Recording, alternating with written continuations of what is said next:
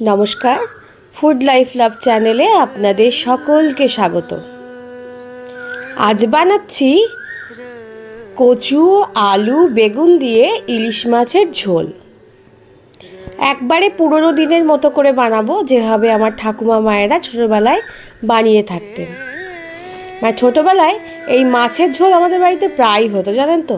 আর সেই মাছের ঝোলের স্বাদই আলাদা ছিল, কারণ তখন মাছটাও খুব ভালো পাওয়া যেত। এখনকার ইলিশ মাছে না অতটা স্বাদ আর পাওয়া যায় না সত্যি বলতে। তাও যেমনই স্বাদ আসুক না কেন, সেই ঝোল কিন্তু একেবারেই ভোলার নয়। তাই আজকে বানাচ্ছি কীভাবে, সেটা আপনারা স্টেপ বাই স্টেপ দেখতে থাকুন। প্রথমেই দেখলেন ইলিশ মাছটা কিন্তু খুব বেশি বড় ছিল না, ওই 800-900 ওজন হবে। তো ওরকম ইলিশ মাছ চাকা চাকা করে কেটে বাবা এনে দিয়েছিলেন। মাছটাকে ধুয়ে খুব ভালো করে পরিষ্কার করে জল দিয়ে ধুয়ে মানে জল ঝরিয়ে নিয়ে একটু নুন হলুদ মাখিয়ে ম্যারিনেট করে রেখেছিলাম। এবার মাছগুলোকে একটু হালকা করে ভেজে নেব। খুব বেশি কিন্তু ইলিশ মাছ ভাজলে ইলিশ মাছের স্বাদ নষ্ট হয়ে যায়। তবে অনেকে কাঁচার মানে এই ঝোলে কাঁচাও রান্না করেন, কিন্তু আমার না ঝোল রান্না করলে কাঁচাটা ঠিক খেয়ে ভালো লাগে না। তাই আজকে একটু ইলিশ মাছটা হালকা করে ভেজা করে নিচ্ছি। তবে খেয়াল রাখবেন, খুব বেশি লাল লাল করে কিন্তু ভাজার দরকার নেই। একটুখানি গরম তেলে এপিট ওপিট করে সাঁতলে নিলেই হবে। মাছগুলো দেখুন খুব ভালো করে ভাজা হয়ে গেছে। এবার তেল থেকে ছেঁকে মাছগুলোকে তুলে রাখছি। বেশ অনেকটাই তেল দিয়েছিলাম মাছ ভাজার জন্য। এই মাছ ভাজার তেলের গন্ধটাও ইলিশ মাছের বেশ ভালোই আসে।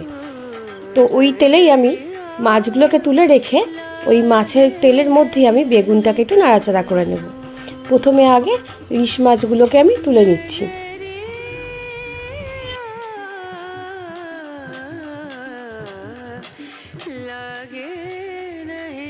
তেল থেকে সব মাছগুলোই তোলা হয়ে গেছে। এবার ওই তেলের মধ্যে দুটো ছোট সাইজের বেগুনকে কেটে ধুয়ে নিয়ে তেলের মধ্যে দিয়ে দিলাম। এটাকে আমি 5 থেকে 6 মিনিট একটু তেলের মধ্যে নাড়াচাড়া করে নেব।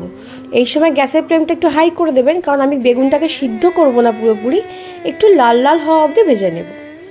ব্যাস, বেগুনটা নাড়াচাড়া করে তুলে রাখলাম। তেল ঝরিয়েই তুলে নেব, কারণ তারপরেও দেখুন অনেকটা তেল কিন্তু রয়েছে।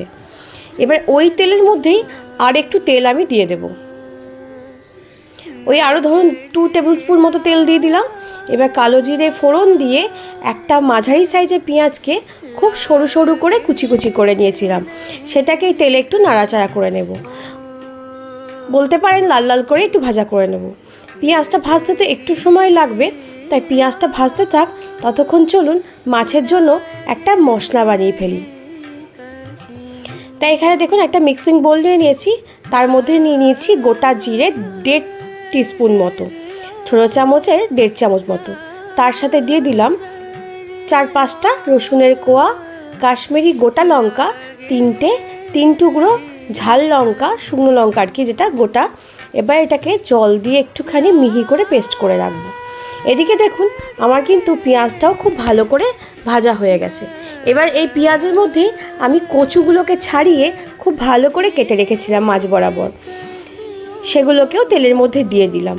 এগুলোকে একটুখানি বেশ 5-6 মিনিট মতো আরও ভাজা করে নেব। যখন একটু লালচে লালচে রং ধরে আসবে হালকা, তখন এর মধ্যে দিয়ে দেব লম্বা লম্বা করে কেটে রাখা আলু। এখানে 2টো আলু দিয়েছি, আপনারা আপনাদের আন্দাজ করেই দেবেন। যতটা পরিমাণ সবজি আপনাদের মনে হবে দরকার ততটা দিয়ে নেবেন।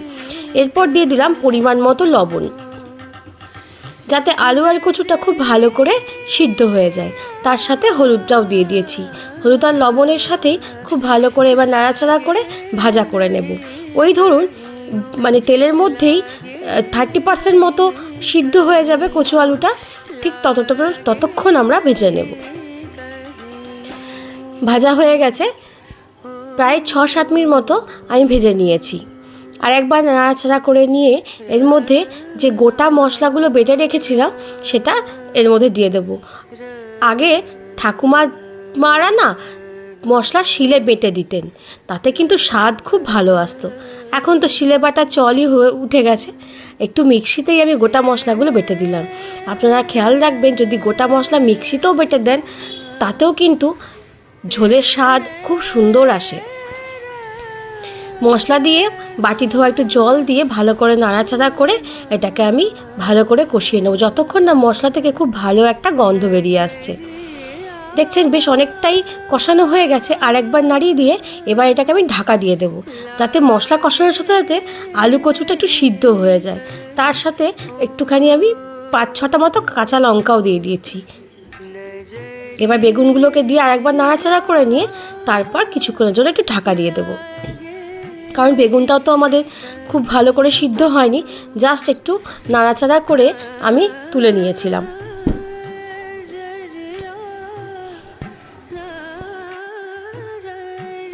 ব্যাস ভালো করে মশলাও কষানো হয়ে গেছে। এদিকে সবজিগুলো বেশ সুন্দরভাবে ওই ধরুন 80% তো সিদ্ধ হয়েই গেছে। দেখছেন রঙটাও কিন্তু চেঞ্জ হয়ে এসছে। এবার এর মধ্যে একটু জল গরম করতে দিয়েছি, পরিমাণ মতো জল আমি দিয়ে দেব। মানে যতটা ঝোল আপনাদের প্রয়োজন ততটা পরিমাণ জল কিন্তু আপনারা দিয়ে নেবেন। এবার আরেকবার নাড়িয়ে চাড়িয়ে মশলার সাথে জলটাকে মিশিয়ে নিয়ে ঢেকে কিছুক্ষণ মানে 5-6 মিনিট মতো কুক করে নেব। দেখুন ঢাকনা খুলতেই এত সুন্দর গন্ধ বেরোচ্ছে এখনই, তাও তো এখনও ঝোলের মধ্যে ইলিশ মাছ পড়েনি। তবে ইলিশের গন্ধ কিন্তু খানিকটুকু পাওয়া যাচ্ছে, যেহেতু ওই তেলের মধ্যেই আমরা ইলিশ মাছটা ভেজে নিয়েছিলাম, সেই সেন্টটা কিন্তু একটু পাওয়া যাচ্ছে। এবার একটু দেখে নেব যে আলুগুলো সিদ্ধ হয়েছে কিনা। আমার ঝোল কিন্তু খুব ভালো করে জাল হয়ে গেছে, আলু কচুটাও খুব ভালো করে সেদ্ধ হয়ে এসছে। এবার ঝোলের মধ্যে মাছগুলো ওপর থেকে দিয়ে দেব। খুব সাবধানে ওপর থেকেই দেবেন, কারণ ইলিশ মাছ তো খুব নরম হয় আর খুব বেশি ভাজাও নেই, তাই বেশি ভেতর দিয়ে ঢুকে গেলে কিন্তু মাছগুলো ভেঙে গুড়িয়ে যেতে পারে। মাছের সাথে ভাজা তেলগুলোকেও ঝোলের মধ্যে দিয়ে দিলাম। আর যে এক্সট্রা জুস বলতে পারেন বা তেলটা বেরিয়েছিল, সেটাও কিন্তু মাছের ঝোলের মধ্যে দিয়ে একটু মাছগুলোকে ঝোলের মধ্যে ডুবিয়ে ডুবিয়ে নেব। দিয়ে ঢাকা দিয়ে আরও 2-3 মিনিট মতো হাই ফ্লেমে কুক করে নেব। ব্যাস ইলিশ মাছের ঝোল একদম আমাদের তৈরি হয়ে গেছে। সব শেষে ছোটো চামচের 1 চামচের মতো সর্ষে বাটা ছড়িয়ে দিয়ে, গ্যাস বন্ধ করে অবশ্যই দেবেন, ছড়িয়ে দিয়ে নাড়াচাড়া করে নামিয়ে নেব। সর্ষে বাটা দেখাতে ভুলে গেছিলাম, তবে ছোটো চামচের 1 চামচ দিলেই আমি যতটা পরিমাণ রান্না করেছি তার মধ্যে কিন্তু যথেষ্ট। এবার গরম গরম ভাতে এই ঝোল একবার অবশ্যই কিন্তু আপনারা খেয়ে দেখবেন। আমি কথা দিচ্ছি আপনাদের এই সবজি দিয়ে ইলিশ মাছের ঝোল কিন্তু খুব পছন্দ হবে। ভিডিওটা কেমন লাগলো অবশ্যই কিন্তু জানাবেন। যদি ভালো লেগে থাকে তাহলে একটা লাইক করে দেবেন। আর নতুন বন্ধু যারা দেখছেন তারা কিন্তু সাবস্ক্রাইব করতে একদম ভুলবেন না। সবাই খুব ভালো থাকবেন, সুস্থ থাকবেন আর সকলকে ভালো রাখবেন। আর বাড়িতে একবার এরকম কচু, বেগুন, আলু দিয়ে ইলিশ মাছের ঝোল রান্না করে অবশ্যই জানাবেন যে আপনাদের কেমন লেগেছে। আর একটা বিশেষ কথা, যারা পেঁয়াজ বা রসুন খান না মাছের ঝোলে, তারা সেটাকে স্কিপ করে দিয়েই একইভাবে রান্না করবেন, তাতেও কিন্তু স্বাদ কিন্তু কম হবে না।